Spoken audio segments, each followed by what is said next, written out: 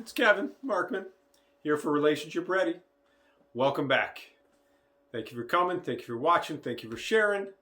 And thank you for supporting. Because what we're about is supporting. Support ourselves in being as healthy as we can be.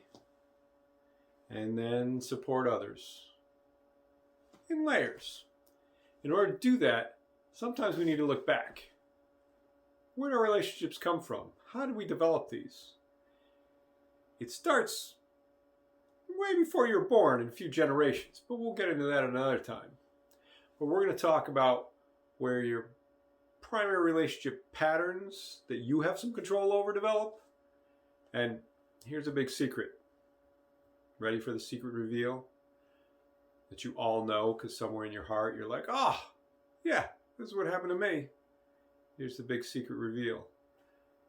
The way in which you pattern your relationships is developed in middle school. Primary age, when you're younger than that, everybody's friends. You're in elementary school, you're in grade school, and you're like, everybody's friends, get together with your friends. You figure out by middle school, they're not all friends. And that's okay. That's where people start to develop, developmentally. You develop socially, you develop emotionally, up and down, but you develop. And here's the other huge middle school secret, if you don't know this, but you probably do. Most people, and I tell this to middle school kids, and I tell this to adults who are still living their lives if they're in middle school, because that's one of the things that breaks down your relationships, is not continuing to develop. So here's a little secret to help you develop. Almost everyone in middle school is more concerned about themselves than they are about you.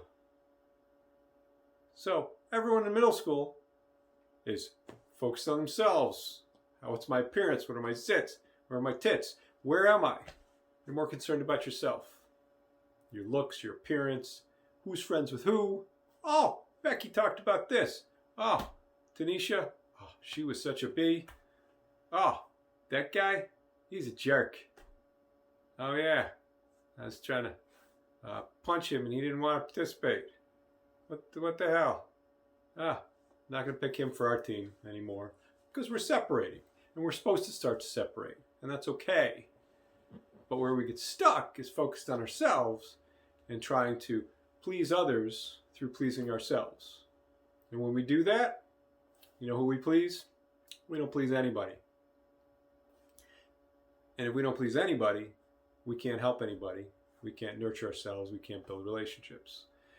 So if you think about it for yourself and for others, I bet you will not be surprised that many of your friends remind you of people just like in middle school.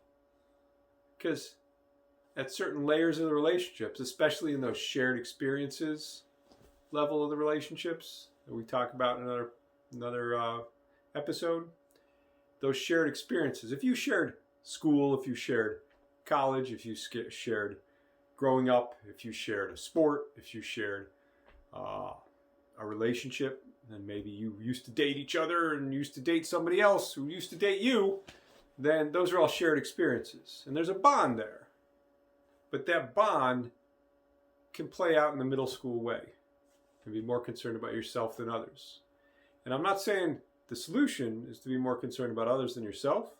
The solution is to take care of yourself so that what you have left you can offer to others to support them in them taking care of themselves.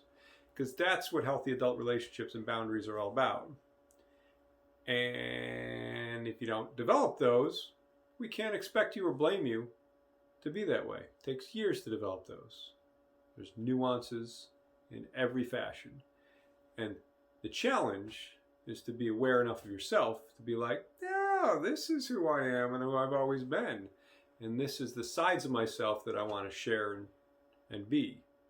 And act like that in your relationship, with your friendships, with your partners, with your intimates, with your hookups. Because if you really want to be healthy, you'll work towards reciprocal. because there's a danger in not being that. We'll talk about that when we talk about codependency. So until then, take care of you. Take care of others when you have the energy to do so. And you'll be much more relationship ready. I'm Kevin Markman. See you next time.